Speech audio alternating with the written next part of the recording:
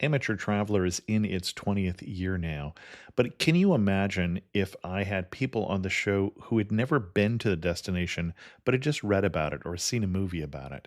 That wouldn't make any sense at all, and you wouldn't listen. We all know how important it is to receive advice from people who know a destination to get the most authentic local experience. And a great option for experiencing this is Explore Worldwide and their authentic small group adventures, led by local tour leaders, perfect for solo travelers who want to meet like minded people with a desire for adventure. I'm often an independent traveler, but two of my last three trips were with small group tours because they organize everything and it's a lot easier. If you want to recreate the tour I did to Malta, they have a Malta and Gozo Discovery Tour. I'm intrigued by one of their tours called A Taste of Sicily. The company again is Explore Worldwide and visit exploreworldwide.com to learn more. And thanks to Explore Worldwide for sponsoring this episode of Amateur Traveler. The nights are long, the days are short, and the weather is chilly to downright cold, depending on where you are. It's a good time to slip into a Quince iconic Mongolian cashmere sweaters, which start at only $50. You can treat yourself to everyday luxury at an affordable price with Quince. If you really want to dive into luxury, you can check out their leather handbags, washable silk shirts, and European linen sheet sets. Whatever you're looking for at Quince, all the prices are 50 to 80% less than similar brands, and they do that by partnering directly with top factories and cutting out the middleman. They only work with factories that use safe, ethical, and responsible manufacturing processes. And of course, they use premium fabrics and finishes for that luxury feel in every piece. But you've already heard me rave about my Quince travel pants. Treat yourself this winter without the luxury price tag. Go to quince.com/traveler for 365-day returns plus free shipping on your order. That's QUINCE.com/traveler to get free shipping and 365-day returns. Quince.com/traveler. And thanks to Quince for sponsoring this episode of Amateur Traveler. Got my bags packed, I'm on a roll. I'm heading out there and I'm ready to go. I'm looking real good in my passport photo. Oh, no. Amateur Traveler, episode 255. Today, the Amateur Traveler talks about temples and mosques and camels as we go to Egypt. Got to sit in one more cafe. I know that I should be heading home, but maybe not today. Welcome to the Amateur Traveler. I'm your host, Chris Christensen. I'm not only going to be talking about Egypt today, I'm actually recording this episode sitting in a hotel in Egypt as my trip, the Amateur Traveler photo trip to Egypt, winds down. Before I forget what happened here, I thought I'd give you a wrap-up. For those of you who are new to the show, this is a tour that I'm doing with Ralph Velasco, who's a travel photographer, and it is probably for now at least the last and first Amateur Traveler tour, and that's mostly because of my new job really precludes me from doing this. If you're interested in more information about the particular trip that I've been doing, and this is through Cosmos, you can find links to both Cosmos and this particular tour, obviously without Ralph and I on it, at amateurtraveler.com/cosmos or amateurtraveler.com/Egypt tour. And that'll give you more information about this particular tour and how you could take it also if you hear something that's interesting for you. So we'll be talking about Egypt, and we talked about Egypt a long time ago on the Amateur Traveler, but many of you have not heard that episode. And we'll be talking a little more detail about this particular tour as an example of a tour to Egypt. So just a little background, this is a tour that I'm doing, as I said, with Cosmos. So this is a guided tour, and it's not only rare to talk about guided tours on this show, but it's also rare for me to do one. This is my first land tour that I've ever done. So the first time I've gotten in a bus and toured any place. And it was a good thing for me to do. I enjoyed it. It's certainly something I would recommend for the right person, and hopefully you'll know if you're the right person when we hear more about this. In terms of when to come, we had originally talked about doing this tour in September, and then we looked at how warm it was in Egypt in September and decided November would really be a good time to do this. And that proved to be a really wonderful wonderful time to come to Egypt. The weather in Cairo was warm but comfortable. The weather in Upper Egypt, which is the southern half of Egypt, Luxor and Aswan, was really hot in the middle of the day and then very comfortable outside that range. So as I said, this was a two-part tour. It was a land tour, a coach tour, and the itinerary for that tour was Cairo and some of the main sites there, then Alexandria, or Alexandria, as our guide said, and then over to Marsa Matruh, which is in the northwest corner of Egypt on the Mediterranean coast, and then back again to Cairo. And then the second part of the tour was in Upper Egypt, which again is in southern Egypt, and that was flying into Aswan, again doing some of the sites there, getting on a boat and cruising up the Nile to Luxor, and then seeing a lot of the sites in Luxor. There were some definite highlights of the tour, and certainly the pyramids has to be one of those. The pyramid complex. So everything I'm going to talk about here is very touristy. We weren't going any place the tourists don't go. So really none of the things I'm going to talk about are off the beaten track at all. So let's set some expectations there. Although some of them were much more heavily touristed than others. The pyramids is going to be one of the most heavily touristed spots probably on the planet. There really are a lot of tour buses, a lot of tourists. Although the interesting thing is because the whole complex there in Giza in the western edge of Cairo is so large, much of the time, even though there were many, many tour buses and you're standing at the Great Pyramid, you're not standing 3 people deep or anything like that. But there are a lot of people there. This is a common place to go. For many people like me, this is on their bucket list. To see the last of the 7 wonders of the ancient world, the only one that is still standing. Egypt used to have 2. They used to also have the lighthouse in Alexandria, and that fell down in an earthquake in the 1200s. The biggest impression of the Giza complex is, my gosh, I'm really standing in Egypt. We're just off the plane. We flew in at about 1:30 at night, grabbed our own taxi, hadn't gotten any transport or whatever, negotiating with people to try and get a decent rate. Everything in Egypt is about bartering, and if it's not about bartering, it's about bakshish. And bakshish is that little tip, that little thank you for your services, even if those services are something that you think might be included. And we'll talk more about that in a little bit. But we got to the hotel late, got up early in the morning because in general we did everything early in the morning when it was cooler in the day and much more pleasant, and went to the Giza, and we were staying right near there. You pull up, you take your pictures, you try and find an angle where the sun isn't directly behind it. But the biggest impression is, I can't believe I'm really looking at the Great Pyramids. I can't really believe that I'm looking at the Sphinx. These are things I've seen so many times. Even though I know what they look like, it's just impressive to be standing there. And I mentioned bakshish. So our first example of that was at the airport. And the second one was we went to a tiny temple just to the right of the Great Pyramid. And the signs are very clearly saying there is no photography allowed in this temple. And there are people guarding it to make sure that those rules are followed. But when I say those rules are followed, those rules are followed. But as you go inside, he's saying, well, you go ahead, you can take pictures. And I didn't because I'm one of those really rule-oriented people. You can take pictures even though they're not allowed is really the way things work. And it isn't necessarily the way things should work because as you go out, he wants to get his bakshish. He wants to get a little tip. He's been pointing out to you. In our case, we had somebody who was actually pointing out some interesting things on the wall and some of the hieroglyphics or some of the carvings that were on the wall that we wouldn't have noticed. Somebody else just had somebody who would just point at things and didn't even say anything, but at the end they want their bakshish. They want something like, I think we tipped 5 Egyptian pounds, and that would be about $1. Dollar is about 5.5 Egyptian pounds. And for going to the restroom, you expect to tip 1 Egyptian pound, maybe 2 in a really fancy place. So just depending on what services you were looking at, if a guard says, oh, you're American, no, Obama, oh, we love Americans, and then wants to have his picture taken with you, don't be surprised if he's then going to say, and now, bakshish, now I want a little tip. You don't have to, it isn't agreed upon, but in general, if you're going to take a taxi, you negotiate ahead of time to figure out what you're going to pay. When someone comes up to you, you expect them to try and tell you something, you expect them to want some sort of tip for services rendered. That's just the way things work. And one of the reasons they work that way, as our guide was explaining to us, is that in Egypt, for instance, those guards are probably paid about $2 a day. And it takes more like $20 a day to live in Egypt. So really, they're not making a living wage. And so because of that, they have to make money on the sly.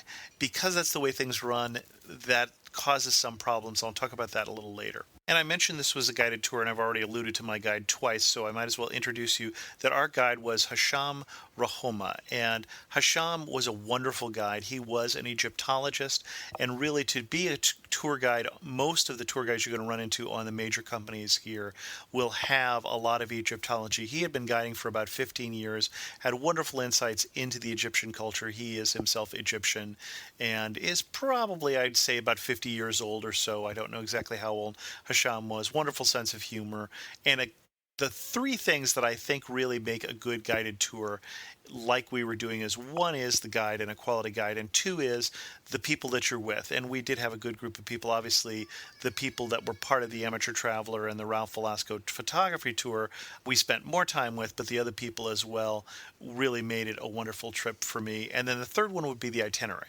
So we talked about the highlights being the pyramids, and then I'd say the next two biggest highlights for me would be we did two excursions. One was a tour to a village, and that was really funny because you got up again early in the morning. We got out there just as it was getting light, and we took a boat, and this is in Upper Egypt, and so we were at Aswan, and we took a boat through the cataracts of the first set of cataracts on the Nile. And the cataracts are where the boats couldn't go any further. And so one of the reasons that Aswan is where it is it was a great trading place between Egypt and Africa, or the rest of Africa, southern Africa, because the boats could come in either direction, and there was a great marketplace there in ancient times. And again, we took a small boat, a motorboat, through the cataracts, these series of rocks. It's not really rapids so much, but a narrow channel in the river, beautiful wildlife, gorgeous sunny day, all of these beautiful feluccas, the sailboats and motorboats along the side of the road, passing by temples that were built back in ancient times, and you can still see the cartouche, the sign of the pharaoh who had been there. And then it got to this Nubian village where we were met, of course, by people with camels, and you get in your camel, and it's obviously a very tourist experience. I was surprised how giddy my wife was, who was with me on this trip, for riding a camel, because you actually rode. It wasn't just like going in the pyramids where you got on the camel and they took your picture, but we took them 15 minutes in a little small caravan up to the village, and it really actually was easier taking the camels because the very fine sand of the desert here was tough to walk in, but lovely animals, and hers was nuzzling the person in front of her, and mine was mugging for the camera. And finally, at the end, when I went to take a picture of the camel, a very awkward ride for those of us not used to camels, was you get up, the camel gets up first with its hind feet and then with its front feet, and so you're first pitched forward and then backwards, but people had warned me that. And as you're trying to take pictures one-handed, and the camel is not necessarily a natural gait for what you're used to, but enjoyed that. Joan was disappointed we didn't get to ride back on the camel. She was just so giddy about that experience, and that's not usually something she would react to, so I was surprised how much she enjoyed that. And then the village, for me, I think one of the reasons I enjoyed it because it is more of an African culture. This is the southern and darker skinned people in Egypt and ancient culture itself. And the village had been moved from the Aswan Dam area when they had built the high dam, which was right there at Aswan. And we went to the village, and as everywhere in Egypt, there was always an opportunity to buy things. And sometimes it would be the same thing over and over again: scarab necklaces, stone pyramids, papyrus bookmarks, that sort of thing. We really could buy those everywhere. The Numidian village had a few different things. They had more spices, they had more African art, they had live crocodiles in their house, they had henna tattoos and things. But it was interesting interacting a little bit with the people from that culture as we sat and learned a little bit about them and drank tea, and then took the boat back. So Nubian village was something that I did enjoy.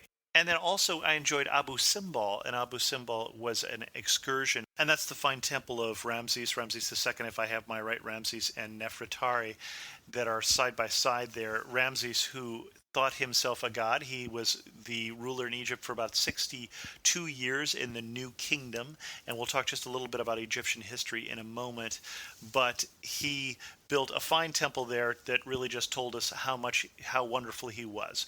It's good to be the king. You can build things like that. I'm sure you've seen pictures of these 4 statues of Ramses outside of his temple, or the temple to Nefertari is all dedicated to her, of course, except that there's 4 of the 6 statues out front are still of him. That's one of those old things with enough about me, what do you think about me? But these are in fine shape, although they had to also be moved when the high dam was built. And so they literally had to take this temple and carve it into blocks, saw it into pieces, and transport it up the hill where it wouldn't be flooded by the flooding of the dam there. And the other temple that we saw that had similarly had to be moved was the temple to Isis. The temple to Isis was a temple that was built in the Greek time. So let's do a quick rundown on Egyptian history. So there are 3 main time periods that we talk about in the ancient Egyptian periods, and that's the Old Kingdom, the Middle Kingdom, and the New Kingdom. The pyramids would be built in the Old Kingdom, and so the first dynasty in the Old Kingdom starts about 3100 BC, and it was located, as was the Middle Kingdom, near Cairo in Memphis was the capital, and there's really not much left of that. It would be mud brick buildings, except for the pyramid complex, for instance, which was built on the west side of the Nile. The west side of the Nile was the realm of the dead. The east side of the Nile was the rising sun and life, and the west side of the Nile was the setting sun and death. And so you have pyramids on the west side, and then Memphis was the capital on the east side, but not much left from Memphis. Not as much left from the Old Kingdom or from the Middle Kingdom. And then the New Kingdom is located around what is now Luxor, what the Greeks called Thebes, and I don't remember the ancient Egyptian name, which is much further up the Nile. And then the capital moved yet again when Egypt was annexed by Alexander the Great, who managed to go to the oasis in the desert and have himself named as the son of the sun god, and therefore he, and then later on the Ptolemies and the Cleopatras, the dynasties that were Greeks who were descended from a general of Alexandria, took over. They moved the capital to Alexandria, which Alexander the Great founded on the Mediterranean Sea at the delta. So that happened in the 300s BC, and then they ruled basically until the Romans took over, and that's the famous story of Julius Caesar and Cleopatra, and then Mark Antony and Cleopatra, and then finally Octavius, who's Augustus Caesar, takes over. That's roughly bringing us up until just before BC. At that point starts the Roman period. The Romans rule through what we would call the Roman and then later the Byzantine or the Eastern Roman Empire until the 800s. Over the course of the Roman period, the religion changes from the pagan religions to Christianity, and then we have the invasion by the Arabs, basically the Fatimids originally, who were Shia Muslims.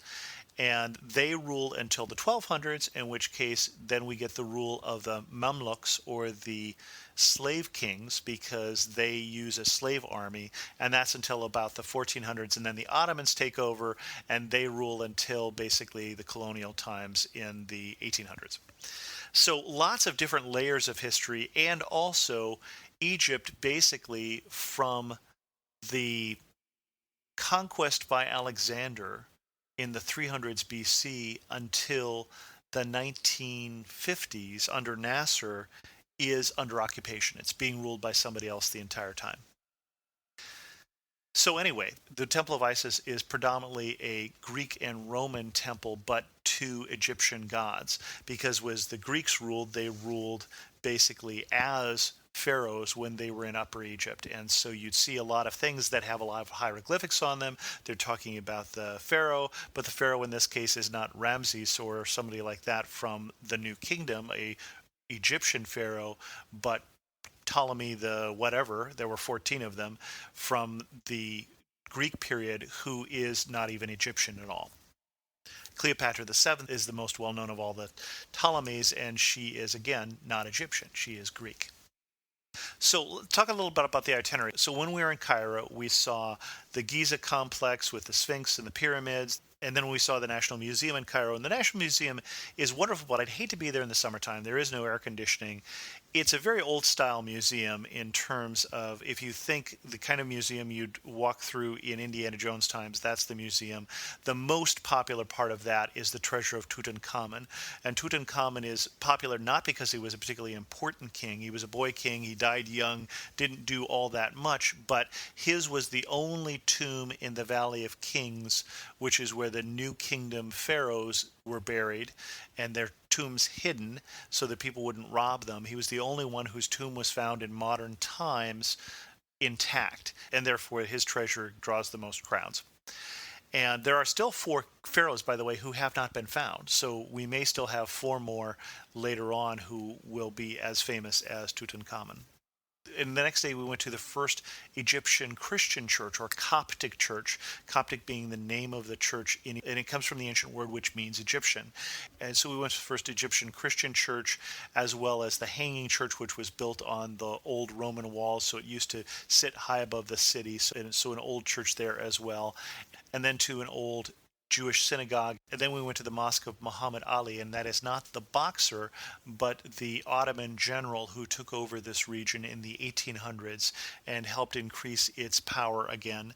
And that is built in the citadel, and the citadel is this fortress up on top of a plateau looking over old Islamic Cairo. And I say Islamic Cairo, the capital moved in the Islamic period from Alexandria, where the Greeks were, to Cairo, where it is now. And that's when the citadel was built, but the mosque was added later on. The mosque is patterned after the Blue Mosque or the Sultanahmet Mosque in Istanbul. But having seen both, from an exterior point of view, I would say that this one seems a little more, I want to say, dirty, just because it's dusty brown in color, as is much of Cairo. Really, Cairo has a fair amount of haze to it, and I'd say the predominant color is the color of dust. The prominent color of a lot of the buildings is red brick and concrete. A lot of the newer buildings that have been built, the population in Egypt is skyrocketing, and a lot of housing being built, some of it being built on farmland. So what used to be the breadbasket, for instance, of the Roman time, is now actually having to import food to feed all of its people, about 80 million people. Cairo is a very, very busy city. We flew in at 1:30 a.m.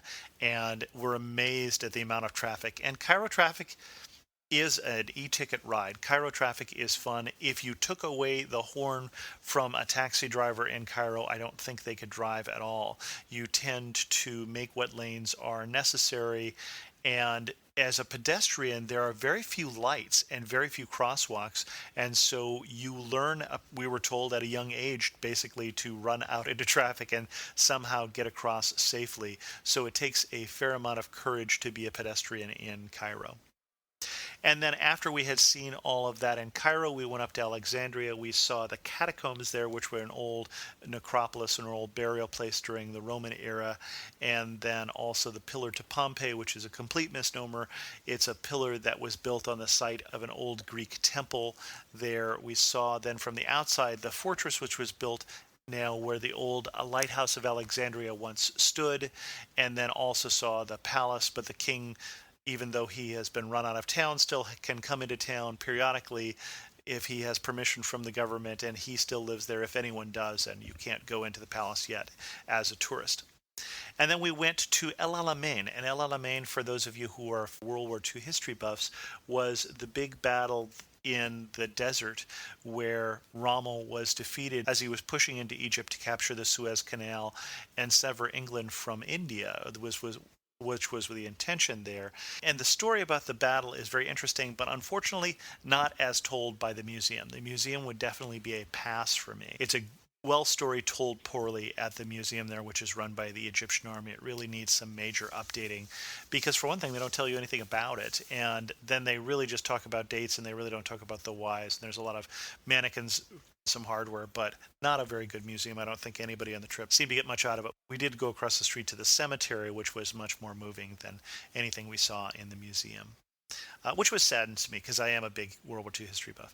And then we went way to the corner of Egypt. One of the reasons we did that was so we could experience swimming in the Mediterranean in an area that was less crowded. Downtown Alexandria is very, very crowded and a little run down. They have built a lot of new, very nice modern resorts between Alexandria and El Alamein, but we went further over to an area that is predominantly Bedouin people in Marsa Matruh, and it was nice to swim in the Mediterranean, but I wouldn't necessarily say that Marsa Matruh would make my list of must-dos in Egypt. It was a long way to drive there and probably not worth it for me. I really did enjoy the market that we went to there, as well as the market that those of us on the photography part of this tour, this was a tour within a tour, did in Alexandria.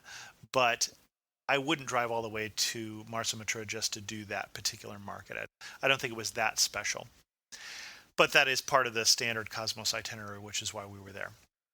On the way back from Marsa Matruh to Cairo, we also stopped at a Coptic monastery. Very interesting monastery, although the tour was a little poor because the monk who was giving us the tour didn't speak particularly enunciated English, nor particularly vocalized, so that was very difficult to understand. But the Christians, as they were under persecution in the Roman times, and there was a lot of persecution going on, starting with the well-known death of Saint Mark, the writer of the Gospel of Mark, who was martyred in Egypt. Some of them fled out to the desert, and the monastery dates back to probably about the 400s, I think, as they said, is what the oldest piece of that monastery was. And then much of it had been added on to from then. And I heard various numbers, but about 10% of the population in Egypt is still Coptic Christian instead of Muslim, the rest being predominantly Muslim. And then we flew, as I said, to Aswan. We actually got up at 2 in the morning to fly to Aswan, which was probably the most ridiculous part of the trip in terms of getting up then. Fortunately, many of us were able to get a good night's sleep, almost a full night's sleep ahead of time. The trip had a tendency to get up early anyway, so it wasn't that bad, but still, I think it probably wore out a number of people. As we talked at the end of the trip, a number of people thought the trip was exhausting. I thought it was fine. Actually, I thought it was very comfortable, but 3 things that seemed to be different is, one is a number of people caught colds, and so they were running tired anyway. 2 is that for me, a long bus ride is just a time to listen to podcasts or watch TV shows on my iPad, so that isn't exhausting for me as it is for some people. And then 3, I think, is a number of people were still getting over the jet lag and the first part of the trip, and then we did this 2 a.m. wake-up call, and they were just re-suffering again jet lag then for a few days. So for some people, this is a very tiring trip. For me, not. So that's really something you're going to have to judge for yourself whether this makes sense for you. Again, I thoroughly enjoyed this, and I think most people at the end were saying that they enjoyed the trip, or most people I talked to, but some people did find it to be on the go quite a lot. We did stop and shop because this is an organized tour, and so you could expect to do that. So we spent about 4 hours shopping in the kind of places where I could have skipped, where we went to a papyrus shop and a jewelry shop and a cotton shop and an essence shop. Those for me, yeah, I could have passed on them. They were fine. A number of people did some shopping there, but that's the sort of thing that I don't really need and normally don't do because I'm doing independent travel, and this is something that you can kind of expect in an organized tour. The parts that I did like, though, was the market. So, for instance, we went to the market in Cairo, and we went to a lot of these little markets, but the market in Cairo is one of those that reminded me of the Grand Bazaar in Istanbul. Some of the things that people are selling are definitely the same kind of tchotchkes we were seeing all over the place, the plastic pyramids that they're telling you are real stone, the things made in China they're telling you are absolutely made in Egypt. But some were things that people were making right there while you were there, the tinkerer or the jewelry maker or whatever. That is always interesting to me see. And the market itself is in a historically significant building that is very interesting with the Arabic architecture. Once you hit Aswan, you're really diving into the history, particularly of the New Kingdom, as we said, and then somewhat of the Greek age, because that's where a lot of the best preserved or best reconstructed temples is probably more accurate. As you're in any of these temples, you can see where they have put things back together again, which is certainly controversial archaeologically, whether it is right to leave things in ruins or whether you should put them back together again.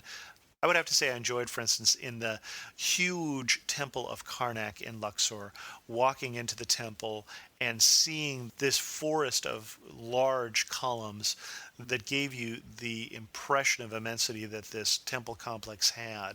And so those were some of the most fun days and most full days for me as we were in the Valley of the Kings and going into the tombs where the paint is still colored, where it was painted on the walls in the tomb of Ramses II or Ramses III. There's still color on the walls for all of the different hieroglyphics and all of the different scenes. And it was certainly wonderful having a tour guide as we did. And this is the sort of thing that you learn from having an Egyptologist with you. Imagine that. A colonnade of 5,000 square meters, the biggest in the world. And it is up to a height of 23 meters.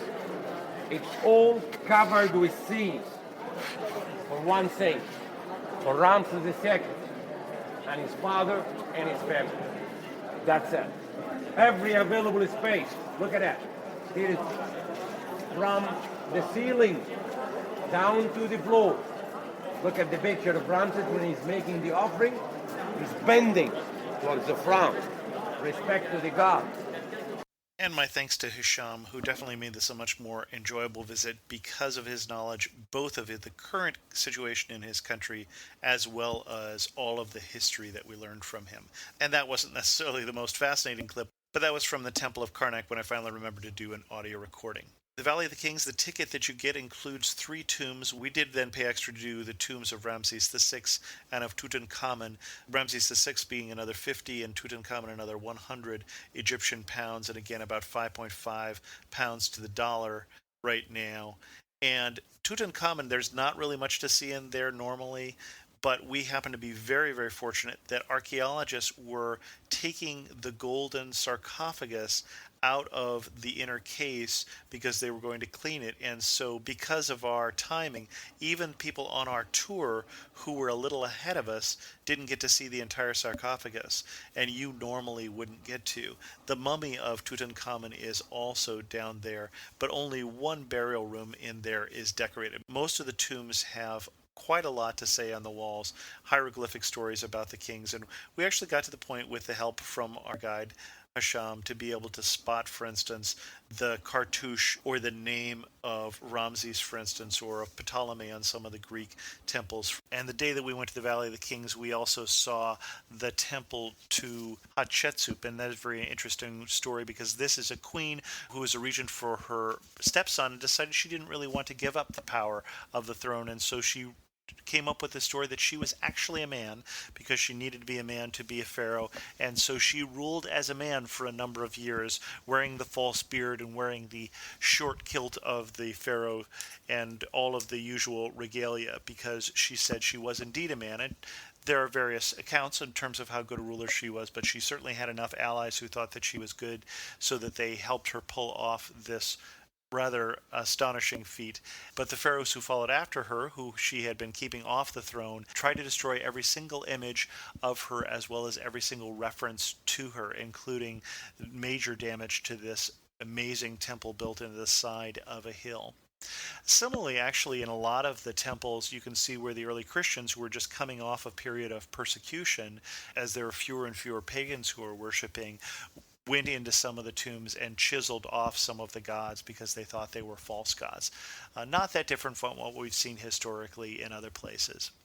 We also did a horse-drawn carriage ride out to the temple at Etfu, and Etfu is one of the best preserved temples. Again, this is a temple from the Greek time period, although in an Egyptian style, but it had been mostly buried and forgotten.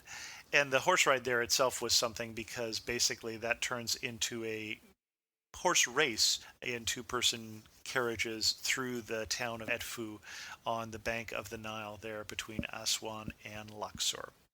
Some bottom line things: Luxor is getting nicer and nicer, and our guide said Cairo may actually be eclipsed soon by Luxor, where people would just spend a couple days in Cairo and then head down to Luxor, which is better provisioned for tourists. And they're also doing things like they're taking the 2 big temples, the Temple of Luxor and the Temple of Karnak, which are about 3 miles away, 3 kilometers away, and they're building back the original promenade, which was this line of sphinxes between the 2 temples. So here over the course of the next few years, they will probably be linking those 2 temples as they were historically, as well as putting a promenade on the water's edge. So much more tourism now is probably going to go directly to Luxor, which is starting to have more and more direct flights into it. The Nile cruise was interesting because they're very different from the Avalon cruise that we just did. We were on a Movenpick ship. We also stayed at a number of Movenpick hotels as well, which is a Swiss chain. There are 360 different cruise ships on the Nile, predominantly between Aswan and Luxor, and that is only a day's voyage. And so as you tied up in Luxor, we actually tied up so that we had to walk through 4 ships, I think it was 4 or 5 ships, to get to the shore. And later on when we came back, our ship was actually tied up closest, so I don't know how they did that whole shuffle, but there were probably at least 120 ships tied up on the shore of Luxor. And so it was just amazing the number of tourists who were there on the cruise ships, in the tour buses. Places were very, very full. November is, as I said, a good time to go for the weather, but that does mean that most tourists go in this time of year. It is a very pleasant time of year from that point of view. But specifically, that means when you go to the Valley of the Kings, please, please go early in the day. Don't be there in the heat of the day, for one thing, but also as we were there longer and longer during the day, more and more tour groups would come in. And then also, for instance, when we went to the Temple of Karnak later on in the evening, which is again a huge complex, we had at least one person in our group who just saw the crowds at Karnak and was overwhelmed and said, I'm just going to stay at the coffee shop. This is somebody who was fighting the flu too. And I was sorry she did that, because I think actually most of the time we weren't really in a press of people, but it's a big enough complex to hold a number of different tour groups at the same time. It is useful to have a guide, even if you travel independently, to get a day guide or whatever. We saw a number of people in very small groups who were clearly not on a packaged tour, but who had someone who was able to explain what they were seeing. And it's quite useful, I would say, in most of these locations to have a guide. And certainly on my thanks to Hisham, who's a wonderful guide. And then also to Ralph Velasco, who was doing in and around what we were doing, this photography tour. And so we did go out twice as a group by ourselves, although the second time was at dawn, and I did not join them at that point, and then did some other photography instruction. He did hands-on instruction with people with their cameras. I probably won't be running tours, but Ralph actually is running tours, so I'll put a link in the show notes to Ralph's site for some of the tours that he is running, both through Cosmos, as well as he's running a tour coming up to Cuba, which I would love to go on. A little more expensive tour, but it's one of the only ways you can get into Cuba legally right now. Additional closing thoughts. I'd have to say that I personally always felt safe on this trip. I think my wife was a little worried when we were taking off in the dark in the middle of the night with an unknown taxi driver. There is a great emphasis in Egypt on tourism, on safety of the tourists. There are tourism police who are watching out for you, because it's such an important thing for Egypt's economy, and when something happens to tourists, tourism drops off really quickly. But that being said, it's a little disconcerting that as you're walking through metal detectors as a tourist, they're often beeping and nobody's doing anything about it. As we walked through one, it was completely unplugged. There was an incident recently where there was a Van Gogh painting, or a Van Gogh painting for those of you who are Dutch, that was stolen, and afterwards they looked and found out that every security camera was broken. And so that actually meant that some of the museums, like Rommel's Cave, for instance, up in Marsa Matruh, was closed because they found out the security cameras weren't working there as well. Also, because of the problem they have with the bakshish and the guards taking a little bribe to let people take pictures, they're now completely banning cameras from the Valley of the Kings. They used to let you go in and take pictures without a flash. Unfortunately, somebody always uses a flash, so then they were banning them from any place where there was painted material, because that's going to fade it. You can always take it at the outdoor temples, but interior where there are paint, they were trying to ban it. But people were taking their little bribes to let people take pictures anyway, and so now they just don't want you to take any pictures at all in the Valley of the Kings. And similarly, we couldn't take pictures in the old church, the synagogue, and a couple of other places like the National Museum also don't allow pictures. I have to say, with the Egyptian people, very, very friendly. Not just the ones who were trying to sell me something. The children were friendly and would come up and would practice their English. People, as we were driving by in a tour bus, who are obviously tourists, were waving all over the country where we were. So very friendly, a very handsome people, I'd say. The women beautiful, the men handsome, very photogenic. So really enjoyed what limited interaction I had. Obviously, the interaction wasn't quite as fun when we were getting the very hard press of some of the people trying to sell me things that I really didn't want, and I didn't want them the first time, let alone the 20th time that somebody was offering me that plastic pyramid. Great trip, great country. I hope this podcast has let you decide whether or not this is a trip that is appropriate for you, but I certainly hope you give Egypt a try. If you haven't been there, I would certainly do both Upper and Lower Egypt. And then in news from the community, I did get a comment from Jeff, who took exception to one of the comments that I made in episode 254 and Cruising the Rhine. Jeff says, listening to the podcast, though, we were taken back with your comments about the makeup of the fellow cruisers who were on the cruise with you. In describing the makeup of the passengers, you commented about people on the ship tend to be a little older crowd and not uncommon to see people with a hearing aid or needing hip surgery. I can't speak for others listeners, but these comments came across as being somewhat unsensitive, especially towards the elderly and those of us with physical disabilities. And my apologies if they came across that way. Generally, what I'm trying to do in the show and what I'm trying to encourage the guests to do is give you an accurate picture of whether this is a trip you want to do, whether this is location you want to do, whether this, for instance, tour is that one that you want to do. The description is accurate if it sounded unsensitive. And in terms of hip replacements, you should know that my mother and my wife both have had hip replacements. I absolutely recommend hip replacements to those people who need them. It's just the number of people on the Avalon cruise were moving very slowly. And I bring that up only because if you're a couple, for instance, with young kids and you're looking for a lot of other young kids to hang out with, that wasn't the crowd. If you're in your 80s and you're looking for a cruise that you could still handle, clearly there were people in their 80s and 90s on that cruise who were having a wonderful time. So I'm trying to help you. I'm trying to give you the tools to decide if that's appropriate for you. And I apologize if it came across wrong. With that, we're going to end this episode of The Amateur Traveler. I have to prepare for a college class, a short course I'm teaching on blogging for profit on Saturday.